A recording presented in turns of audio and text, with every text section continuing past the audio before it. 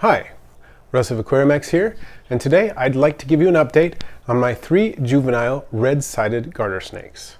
So let's take a look at their grow out enclosure. I really like this enclosure, and I'll probably be buying more of them. I'll put a link in the description to this particular type. One of the reasons is that it's super easy to drill cleanly. Not all containers are as easy to drill as this one. Another reason is that it has a gasket seal, so even tiny little snakes are not going to be able to get out of there. It closes down and you can see the gasket all the way around, so I like that it's a very secure container. Let's take a peek inside at the snakes themselves and their setup. I just cleaned this enclosure like 2 hours ago, and you can see that they've already gone to the bathroom. Little snakes with high metabolisms do that. This is their warm hide. They are on a heat mat with a thermostat, so this spot is in the mid 80s. It's around 83, 84, somewhere like that. You can see that the snakes are pretty curious, and as they notice something's going on, they're thinking, oh, is it feeding time? So the dark one, the dark hide, the black plastic hide is the warm hide, and then I've got 2 cool hides, the coconut hut and the piece of cork bark, and they're often found in the same hide box, but not always. And then here's the water dish. This snake is so obligingly modeling for us. Keep the water in there pretty shallow, because they like to make a mess and splash around.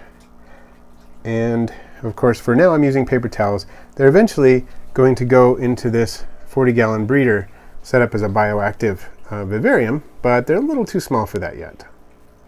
So now let's do a size comparison. It's been almost 2 months since we purchased them, and here is the smallest male when I first got him. And here is the same male in the same deli cup. This is the one that escaped for a week and didn't eat during that time, and I believe it's also the youngest one. There were 2 different litters, and this was probably from the younger litter, so it's a little smaller. Here is the original other male, the larger male, and here is the same male 2 months later in the same deli cup.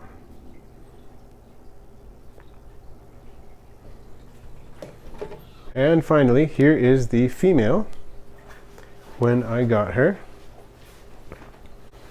and hopefully this illustrates the progress she has made since then. Feeding these little garters is an interesting process, and that's because garters do very well when kept communally. In fact, they often do better, especially when they're young, when kept communally, unlike most snakes.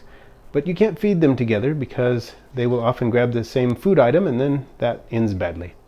So I have to feed them separately, which means I can't really feed them in their home enclosure. So here we go. I'm going to show you how this works. I have been feeding them earthworms, pinky pieces, and Reptilink pieces. Here's an example of the Reptilink pieces that I've been feeding. These are made from whole quail and rabbit that are ground up, including the feathers, the internal organs, the bones, everything. And so what I'm going to do here is offer her one of these portions. All right, here we go. We'll see if she'll take this piece of Reptilink. It looks like she's interested. There she goes. Now, an interesting thing that these snakes will do, and it may be related to the fact that they will live with other garter snakes, they will sometimes try to sprint away with the food as if they're concerned that another snake will take it or something like that. But they're learning to calm down quite a bit, and she looks like she's going to be okay. She's not going to try to do that. She's just going to go ahead and eat for us. We can enjoy the beautiful colors that are starting to develop. When they're young, they don't always have the most vivid coloration, but you can start to see a little bit of the red showing up along her sides there as she eats. Anyway, she's a gorgeous snake even now. Just love the vivid patterning. Looks like she's finishing that up pretty fast. I usually try to feed each snake 2 portions, and that seems to just about fill them up. And to keep track of which snake has eaten, once I feed them, I'll generally put them back in the main container.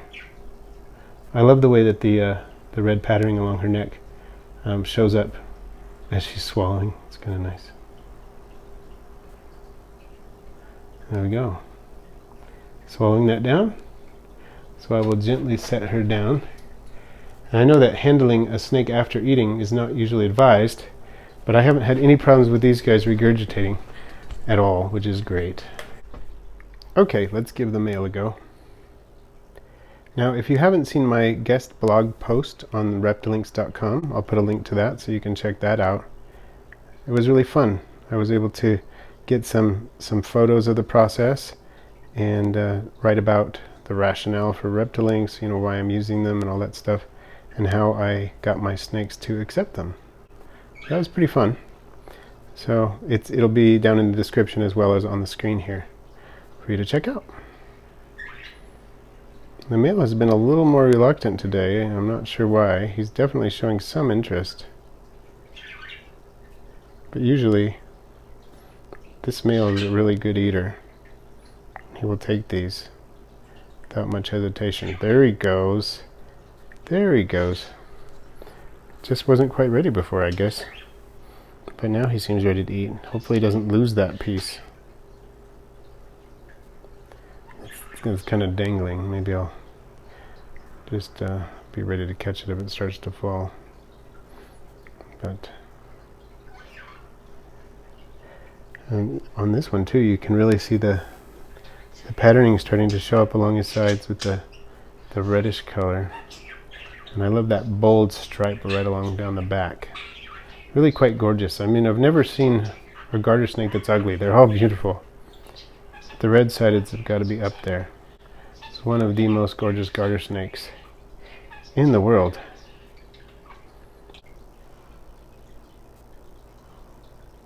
Well, there she goes.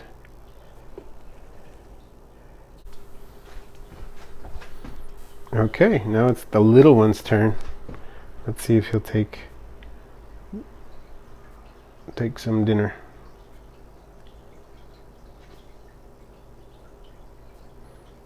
Yep, seems to be adjusting his distance. A lot of tongue flicking, that's a good sign. Yep, I think he's going to be interested here. Oh, there he goes. That didn't take long at all, did it?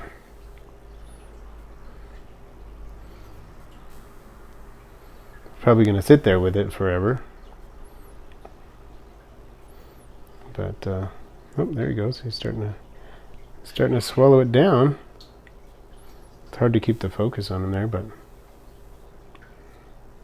kind of in the shadows the way he's holding his head. See if I can move him someplace just slightly so you can see better.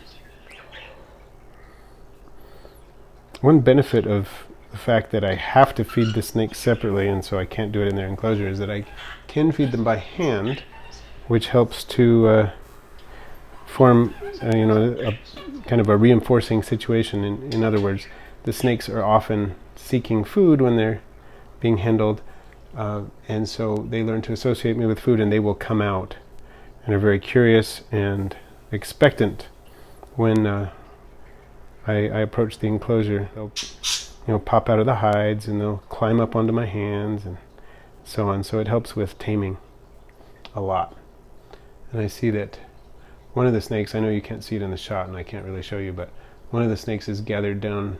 You know, she looks like she wants to come up and get more food from me, is what she's trying to do. She's climbed up onto one of the hides and is eyeing me.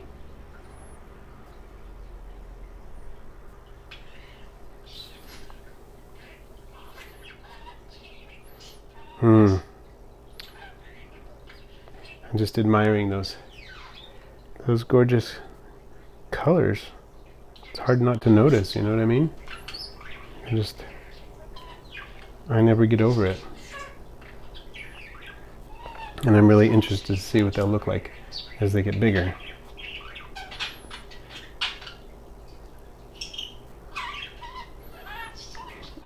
It's challenging to make the Reptilinks small enough so that they can, you know, exactly the right size so they can swallow them easily.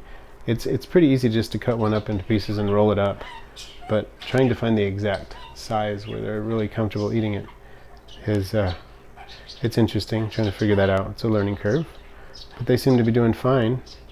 It won't be too long before they'll be able to take whole pinkies. They can't yet. I wouldn't try that yet, but the way they seem to be growing, I think it's not going to be a really long time before they can do that. And then I can give them a pretty varied diet with the pinkies and the earthworms and the reptilinks. And there he goes. This little lady's acting as if she might want one more helping. Let's see if she's actually that hungry.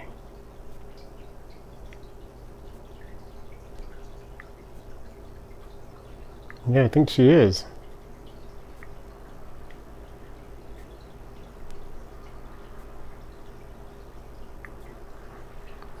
Yep, there she goes.